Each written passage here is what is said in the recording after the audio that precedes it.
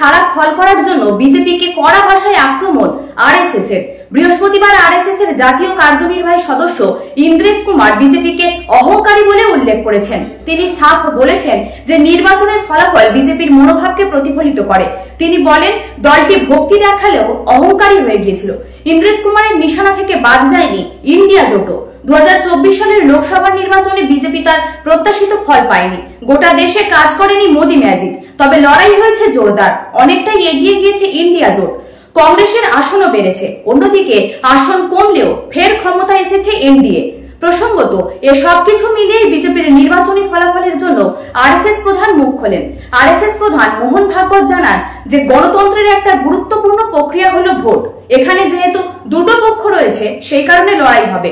লড়াইয়ের জন্য কাউকে এগিয়ে যাওয়ার চেষ্টা করতেই হবে, তবে তার মধ্যে থাকবে মর্যাদা। মিথ্যা বলা ঠিক নয়। এদিকে আরএসএস প্রধান মোহন ভাগবতের পাশাপাশি এবার লোকসভায় খারাপ ফলের জন্য বিজেপিকে কড়া ভাষায় আক্রমণ করলেন আরএসএস এর জাতীয় কার্যনির্বাহী সদস্য ইন্দ্রেশ কুমার। নির্বাচনের ফলাফলের জন্য বিজেপির অহংকারকে কারণ হিসেবে তুলে ধরেছেন তিনি। নাম না করে বিজেপিকে আক্রমণ করে তিনি বলেন যে নির্বাচন ফলাফলের দলের মনোভাবকে প্রতিফলিত করে। বৃহস্পতিবার জয়পুরের কাছে কানোটায় রামরথ অযোধ্যা দর্শন পূজন সমারোহে যোগ দিয়ে তিনি বলেন, দলটি ভক্তি করেছিল কিন্তু অহংকারী হয়ে গিয়েছিল।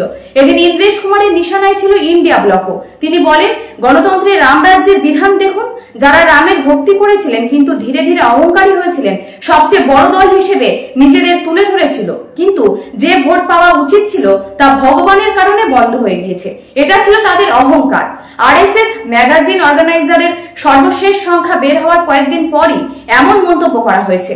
নির্বাচনী ফল নিয়ে হিন্দু জাতীয়তাবাদী স্বেচ্ছাসেবক সংস্থার আজীবন সদস্য রতন সারদা বলেছেন যে বিজেপি সদস্যরা আত্মতুষ্ট ছিল।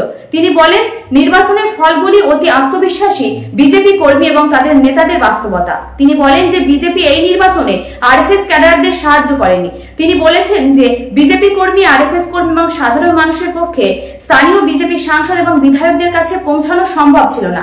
তিনি সাফ জানিয়েছেন, যে কোনো বিজেপি আরএসএস এর স্কিম বা সাধারণ নাগরিকদের অভিযোগ যে বছরের পর বছর ধরে চেষ্টা করলেও স্থানীয় সাংসদ বা বিধায়কদের সাথে দেখা করা অসম্ভব।